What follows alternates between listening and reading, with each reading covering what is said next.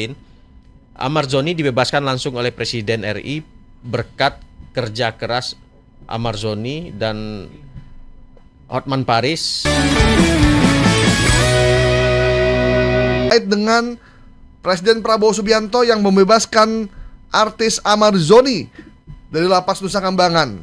Reaksi Hotman Paris sebut Ahmad Zoni dibebaskan oleh Presiden Prabowo. Kita tahu bahwa Hotman Paris itu berkeinginan ya, atau belum resmi sih ya, berkeinginan untuk membantu Ahmad Zoni karena menganggap bahwa terjadi penjoliman terhadap beliau, terhadap Ahmad Zoni yang mukanya ditutup, tangannya diborgol karena dianggap sebagai pengedar high risk, apa itu? High risk, tahanan yang berisiko yang tinggi. berisiko tinggi karena ketahuan mengedarkan narkoba di dalam lapas. Yang anehnya yang ditangkap cuma tahanannya, petugasnya nggak ditangkap. Ya karena kita nggak tahu juga petugasnya terlibat atau tidak. Cuma peredaran narkoba di penjara ini itu sudah kita dengar sejak 25 tahun lalu. Bahwa masih di sekolah kita Bang ya? Iya masih di sekolah. Yang mengedarkan narkoba di luar itu ada di dalam penjara. Kemudian ada temannya bilang, ini ada bandar, ada yang bikin, kita edarin narkoba di penjara. Wah bang, nggak bahaya kita bikin narkoba atau mengatur distribusi narkoba dari penjara. Nah kalau kita ditangkap gimana? Lah, gak usah takut. Kalau ditangkap, kan kita di penjara. Kita di penjara, ngapain? Jadi ngapain takut bang kita di penjara gitu? Bener. Bener juga abang nih. Ayo bang, kita bikin. Nah mulailah tuh mereka bikin. Jadi kalau mau ditangkap, kan kita udah di penjara gitu. Nah ini infonya jadi sangat besar, jadi isu nasional. Bagaimana seorang artis Ahmad Zoni dianggap sebagai pengedar, dijebloskan dalam penjara, dipindahkan ke Nusa Kambangan, sehingga banyak tokoh-tokoh yang merasa nggak begini seharusnya, berlebihan tanpa kita tahu sebenarnya bener nggak dia pengedar atau dia pemakai, dan siapa bandar yang mengedarkan sesungguhnya, karena Ahmad Zoni nggak mungkin kan dia yang bikin gitu. Nah ini bagaimana bang? Kok bisa jadi tiba-tiba Prabowo membebaskan? Jadi memang ada, ini Facebook lagi ya, ada sebuah video. Di video itu ada Hotman Paris ya yang lagi berbicara. Kita dengerin aja ya biar kita. Jumat sore tiba-tiba handphone Hotman bergering.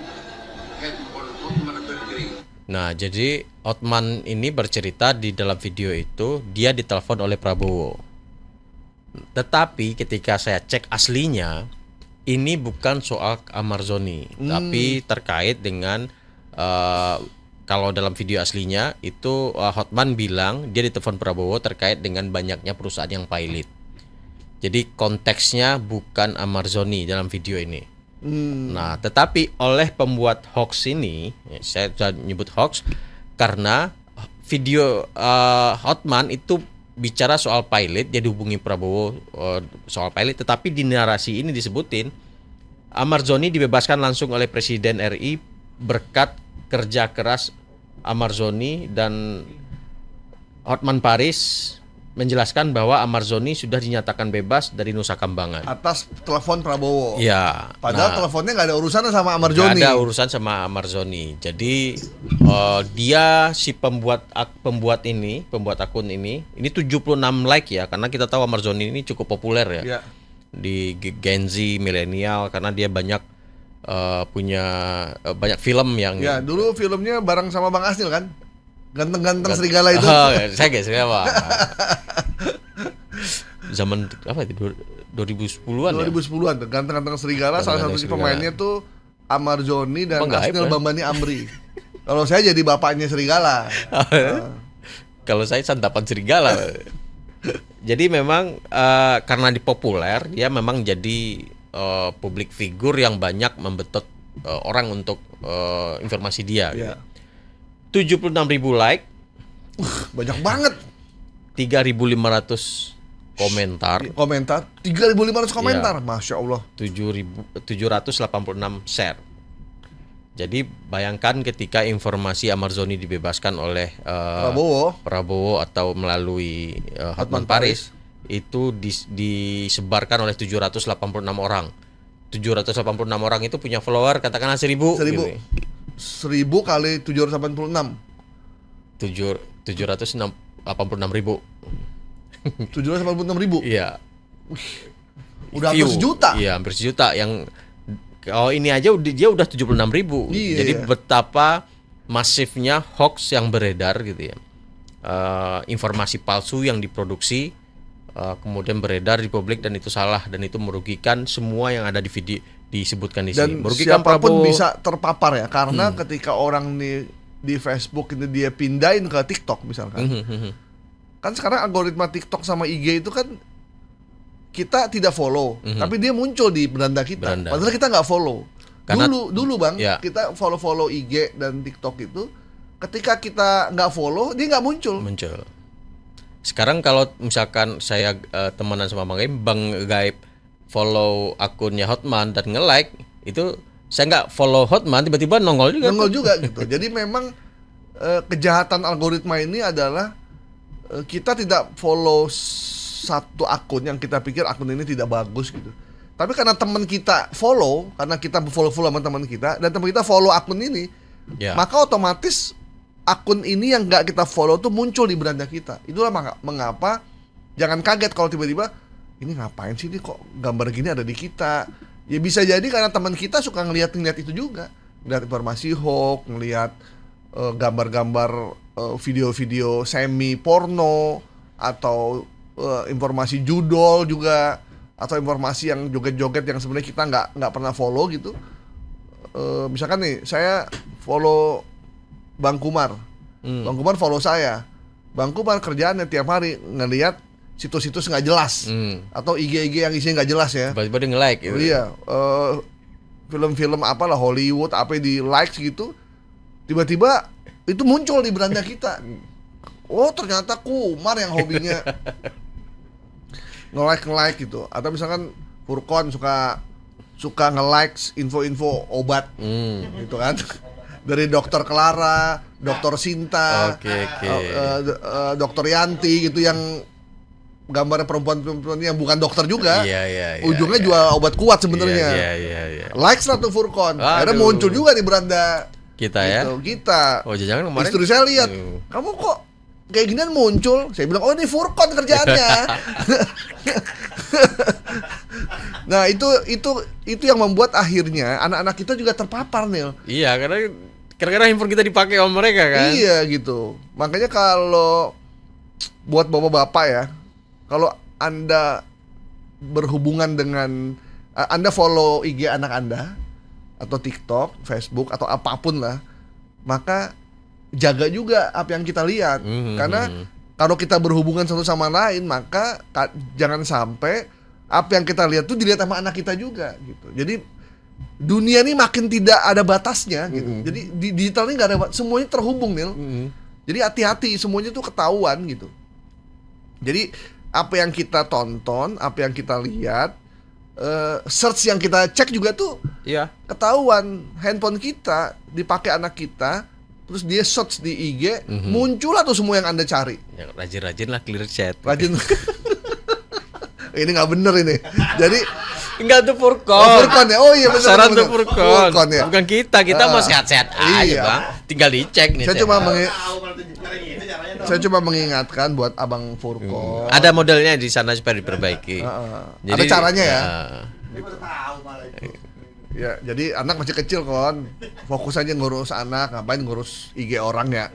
Nah, Nil, jadi ini mereka ini memang memanfaatkan momentum yang lagi ramai dibicarakan ya. Iya, pasti ya Bang. Apalagi dia, kita cek ini Facebooknya pro juga. Facebook pro juga. Dan namanya apa Nil? Jovan Nadine. Jovan Nadine. Ya, hati-hati jangan suka lihat ya. Karena luar biasa akunnya. Oh iya. Yang suka Furkon tadi. Serius? Iya serius tuh. Coba. Wah, ini mah ngaco ini si Jovan ini ya, teman-teman ya. selain menyebarkan hoax, dia juga menyebarkan konten-konten yang nggak baik lah konten-konten buat yang nggak baik anak-anak. lah buat anak-anak kita. Jadi kalau kita sayang sama anak kita, udahlah, bisa dilaporin nggak sih, Nil? Bisa di report bisa. Di report lah, nggak usah ada ampun yang kayak gini nih, ngerusak generasi muda ini. Udah merusak generasi muda. Tuh. Masya Allah. Saya nggak mau ngeliat, ngintip aja. Nah, terlepas dari kasusnya Marzoni ya, jadi memang pola-pola mengambil publik figur dijadiin konten itu memang cara cepat untuk mendapatkan viewer. Dan itu memang efektif. Cuman ya dampaknya tadi itu, kita jika informasinya salah, ya artinya kita menyebar informasi bohong, bisa menyebar fitnah dan lain-lain gitu. Nah, kalau informasinya benar dan itu baik, produktif, nggak sebenarnya nggak ada masalah gitu ya. Nah, ini sebenarnya bisa saja dia mencari informasi yang benar gitu ya. Jovan Nadine ini mencari informasi yang benar aja, bikin konten nggak ada masalah. Tapi ini ibarat ini tidak hanya Prabowo yang tercemar di sini. Semuanya ya. Seolah-olah Prabowo menginstruksikan untuk pembebasan. Iya, kan nggak boleh kan. Nggak boleh. Walaupun presiden intervensi pengadilan itu nggak boleh. Kita itu sudah menganut sistem trias politika. Jadi setiap lembaga eksekutif, yudikatif dan eksekutif yudikatif dan legislatif itu punya kewenangan masing-masing. Dan satu sama lain itu tidak bisa saling intervensi gitu. Jadi apalagi presiden mengintervensi lembaga peradilan, nah itu nggak boleh gitu. Jadi kasus hukum ya kasus hukum sendiri gitu. Nah ini yang juga mesti diberitahu kepada publik, dan ini sebenarnya menjelekkan presiden ya. Iya, presiden. Ini layak untuk dikasih hukuman sebenarnya ini gitu, karena merusak reputasi dan ini sangat berbahaya sebenarnya gitu. Nah, kalau soal kasusnya tadi Bang Gaib bilang peredaran narkoba di penjara. Itu kan terbukti ketika kita Google aja. Iya. Google aja, silakan. Peredaran narkoba di lapas, di aja lapas disebutnya. Itu banyak sekali. Itu dari Sabang sampai Merauke itu. Iya, jadi ada fakta juga Bang. Iya. Teman saya tuh dulu ditangkap mainnya kecil-kecilan gitu. Iya. Nah, habis ditangkap dimasukin ke dalam. Pulang tambah pinter. Jadi bandar ya. Dulu make, sekarang jadi habis keluar jadi bandar Iya. gitu. Jadi Nah, kayak ada sekolah. Itu sering saya dengar tuh. Jadi makanya Nil, sebenarnya kita udah ada aturan ya bahwa buat para pemakai itu dapat rehabilitasi sebenarnya. Yes. Kalau pemakai ditaruh di lapas, dia itu bukan makin insaf, makin ngaco dia udah. Iya. Makin tahu trik-triknya gimana, cara pembuatannya gimana, cara supaya nggak ketahuan, udah makin jago udah. Karena ketemu komunitasnya di dalam. Iya, gitu. Jadi sebenarnya polisi itu udah punya aturan buat para pemakai itu tidak usah di penjara, dia direhab di Sukabumi ya, Sukabumi. di Lido Lido. itu. Nah, cuman ya kadang ya kita nggak tahu lah kenapa tetap dijebloskan ke dalam penjara, bahkan ada hengki-pengki juga di situ. Gitu. Iya, pembuktiannya kadang-kadang dimainin, Iya. dia hanya make disebut pengedar Pengedar, karena gitu. ancamannya luar biasa Kemudian kalau udah pengedar. handphonenya diambil, seolah-olah oh nih lihat nih, Anda nawarin ini nih kayak gitu. Padahal dia cuma meminta. Memang menggunakan atau memakai narkoba, ganja dan sejenis itu memang dilarang ya, bukan cuma oleh agama tapi juga oleh aturan regulasi kita. Tapi setiap orang ada salahnya, setiap orang punya hilafnya. Nah, ketika orang itu lagi hilaf, bukan berarti dia bisa semena-mena kita perlakukan. Kita kan negara hukum, jadi sesuaikan aja semua dengan hukum yang udah berlaku gitu. Dan buat para pengguna, bahkan BNN tuh udah bilang, buat orang tua yang ingin anaknya direhabilitasi, lapor ke BNN. Gitu. Nggak bakal ditangkap, nanti akan dibantu. Gitu. Tapi kadang ini nggak jalan nih. Sosialisasi mungkin Sosialisasinya ketakutan juga kan bagi. Tapi abang benar juga ya, ketika barang itu ada di dalam, kok bisa? Gitu? Apakah ada kantong Doraemon itu tiba-tiba langsung di dalam gitu kan? Atau ada jalur rahasia dari bawah laut nembus ke dalam bumi, begitu muncul ternyata di lapas. Jadi ada terowongan rahasia ya di lapas-lapas itu. Kadang saya juga kalau yang urusan peredaran narkoba di lapas nih, saya juga sulit berword-word juga nih. tidak sulit berwot-wot, tidak bisa berkiti-kiti. Kita cuma menghelai nafas dan Ngelus dada. ngelus dada. Ya. Tahun Ngelus ini dada. ada lagi, tahun depan ada lagi. gitu. Nggak tahu sampai kapan ini udah kayak jadi sinetron. Udah ada kementeriannya Bollywood aja juga, nih. kementerian Pemasyarakatan. Coba. Coba. Ada dirjennya juga, dirjen lapas kalau nggak salah. Keminpas kan, Kementerian Imigrasi dan Kementerian Imigrasi dan Pemasyarakatan gitu. Udah ada kementerian juga, ada menterinya, ada dirjennya, ada wamennya juga. Gitu. Jadi kapan-kapan kita undang inilah ya, kementeriannya lah ya. Undang soal apa? Bagaimana mengatasi. Ya, udahlah. Ini salah satu apa kita turunin Purbaya di situ?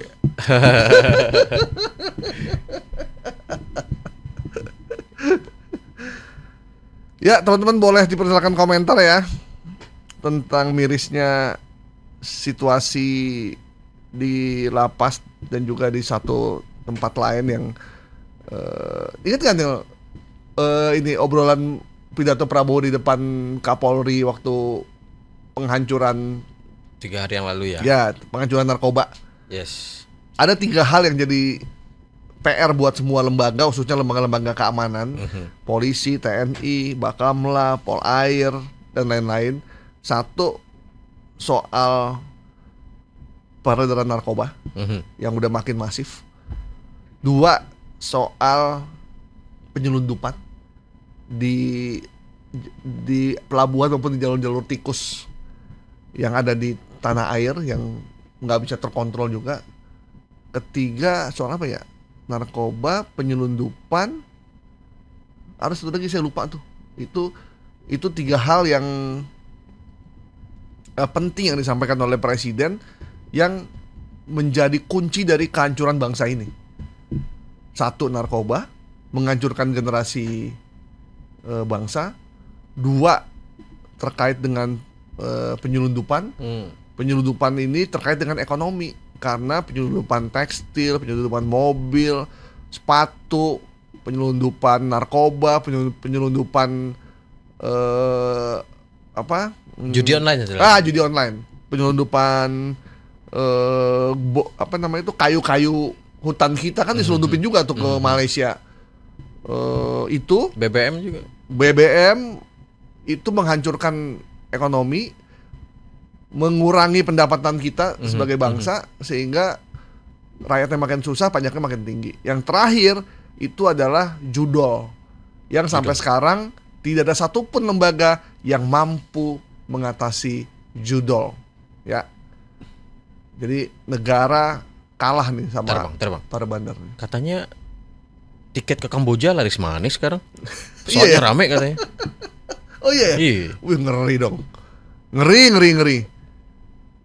Ngerinya kenapa? Hah? Mereka jalan-jalan atau ngapain itu? Ya. Daripada jalan-jalan ke Kamboja, mau lihat pemandangan, saya mendingan ke Bandung dah. Lebih indah daripada Kamboja. Bener. Di Kamboja tuh gak ada apa-apa, Pak. Di Kamboja tuh adanya slot, bet. Oh iya. Nah, itu ada tuh di Kamboja tuh. Sama scam. Itu banyak tuh. Terus sama alat-alat judol. Tuh. Salah satu media memberitakan jumlah penumpang pesawat ke Kamboja naik 14%. Gak ngerti saya. Jadi lapar nih ngomongin Kamboja. Iya. Mending ngomongin Bangladesh ya, ada mie Bangladesh. Ada mie Bangladesh. Nah, buat Bapak Ibu, kalau ada anak-anaknya dapat panggilan kerja ke Kamboja, nggak usah Bu, mendingan Bu, bener deh. Apapun alasannya nggak usah. Karena kalau cuma pekerjaan yang sifatnya sama, Kamboja itu sama kayak di Indonesia sebenarnya. Dia butuh tenaga kerja. Tapi tenaga kerja di Kamboja tuh kebanyakan tenaga kerja yang pinjol sama judol. Nah, begitu Bapak Ibu anaknya kerja di tempat judol, nggak bisa keluar, dikurung, karena juga kayak dilindungi sama pemerintahnya gitu. dipekerjakan, disiksa di situ, nggak boleh pulang, dikasih target yang gede. Awal-awalnya akan digaji sampai 30 juta, 50 juta sebulan kalau nyampe target. Kalau judulnya bisa nyampe target. Kalau nggak nyampe target, ada yang nggak digaji juga.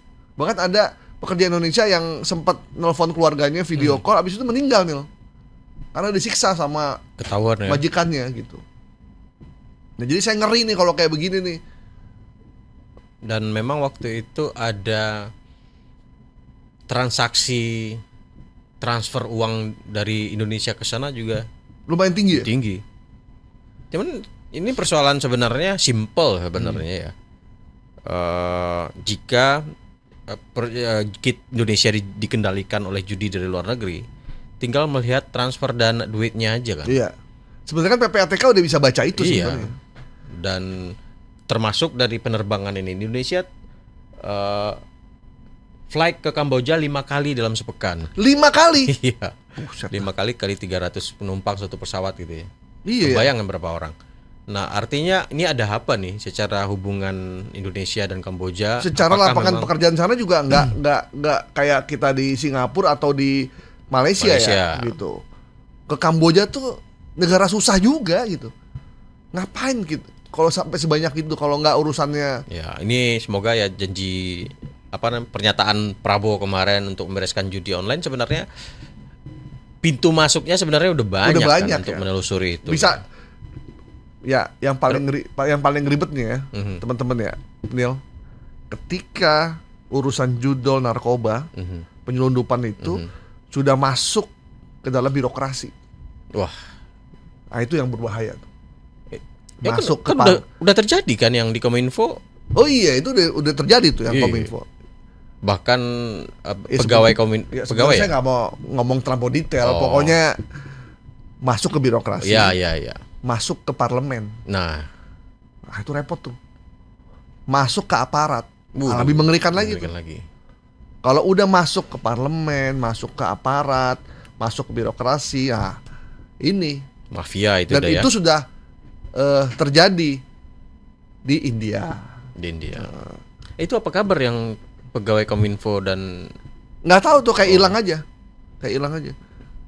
Itu udah terjadi di Kolombia. Oh di kita mah belum. Kita belum ya. Ya belum.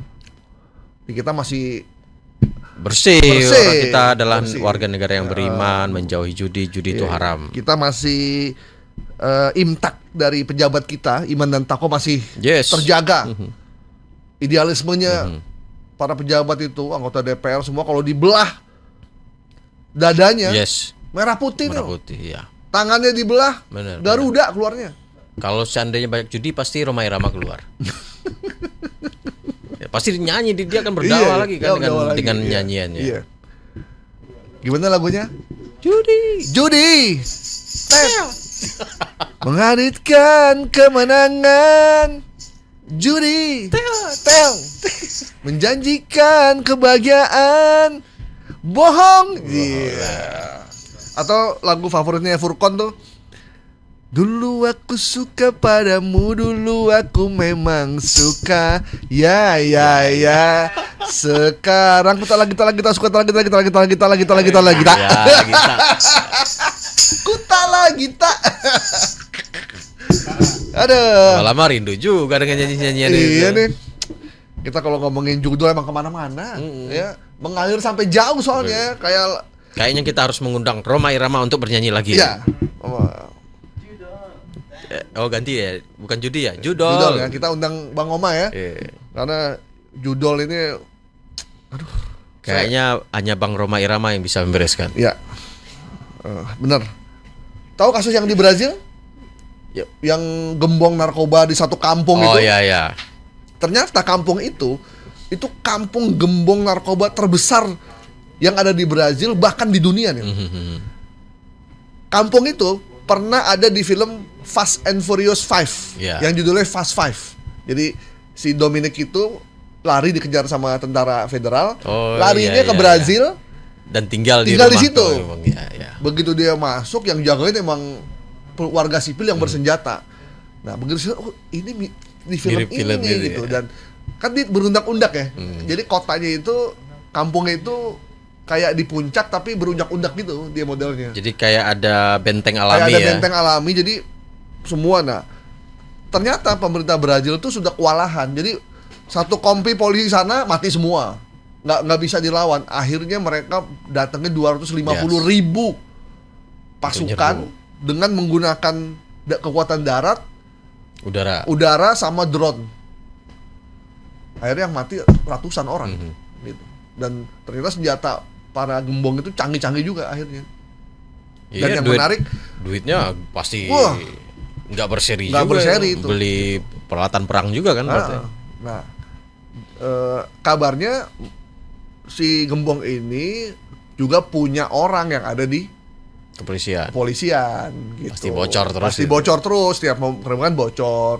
Nah, kemudian mereka baru ganti kepala kepolisiannya. Kayaknya ini abis ngaji di mana gitu ini si kepala kepolisian Brazil ini langsung nyerang gitu.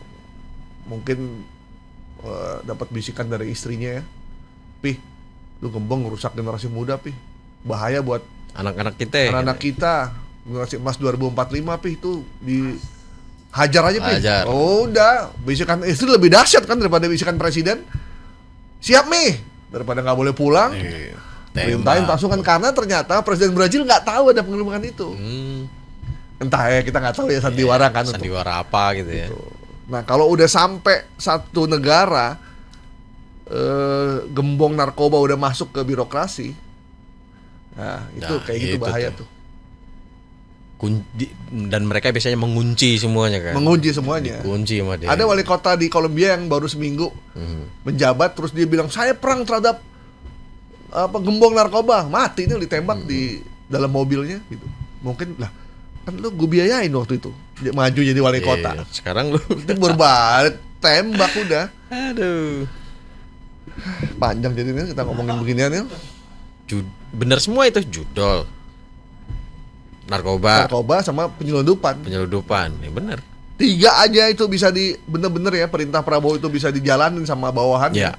Sejahtera kita. Nah, saya kan wartawan ekonomi, Bang. Kemarin itu kan bingung kan lihat kita kan tahu sama liputan waktu Ya. di perdagangan dulu kan. Ketika perdagangan kita naik, ekspor kita naik, rupiah menguat kan. Ya.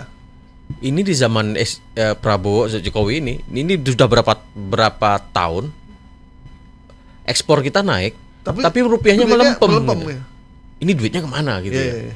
Artinya kalau ekspornya naik, devisa kita nambah dolarnya nambah gitu. Dolarnya nambah sehingga rupiahnya kuat. Nah, saya sempat nanya ke salah satu manajer investasi, ini kenapa begini nih kondisinya? Judol, Bang, katanya. Duit kita itu keluar, devisa rupiah kita itu dibeliin dolar untuk judol, makanya transfer dolar kita keluar tinggi gara-gara itu, makanya rupiah kita melempem terus. Waduh. Tuh, Bapak Ibu tuh. Ya, bilang ke Purbaya lah, Bang. Iya, kita bilangin lah Pak Purbaya ya. Ekspor naik terus tapi rupiah kita Ini melempem. pertumbuhan ekonomi 8% agak berat nih kalau kayak begini nih. Iya. Kalau judulnya dibiarkan. Kalau dulu kan kita zaman SBY kita dulu ya, ngelihat ekspor naik, tinggi, rupiah rupiah menguat menguat. terus kan. Iya, iya. Sekarang enggak, ekspor kita naik. Lihat aja berapa ekspor kita naik. Iya. Rupiahnya melempem, malah dolar yang naik. Mungkin Purbaya mesti kita pertemukan sama Pak Ivan Yustia Vandana ya, Oh, iya. Kepala PPATK ya, kan masih muda, punya idealisme juga, Yes, semangat, kayak cocok nih, deh. Ini duit ini kemana nih, telusuri Iya, dong, kemana Pak. nih duitnya, Biar telusuri rupiah dong kita nih. kuat. Iya, iya, iya. Ini Furkan udah bete banget nih, kita kelamaan katanya. Oh iya kan. Udah WA kayaknya dia tuh. Iya, udah WA, lama banget gitu. Ya, ini persoalan bangsa, Kon. Iya. Ini demi merah putih nih kita ngomong begini. Iya. Demi merah putih Dia nih. janji sama dokter tadi kayaknya nih. Iya, Dokter Clara ya. Ini kita kalau udah urusan merah putih demi ini buat anak-anak kita juga, Kon. Parah ini judul ini. Judol narkoba. Aduh, anaknya kena narkoba, bapaknya kena judol. Ibunya kena pinjol. Komplit banget tuh keluarga. Bapaknya main judol, ibunya kena pinjol, anaknya kena narkoba. Udah. Apa yang terjadi dengan keluarga itu?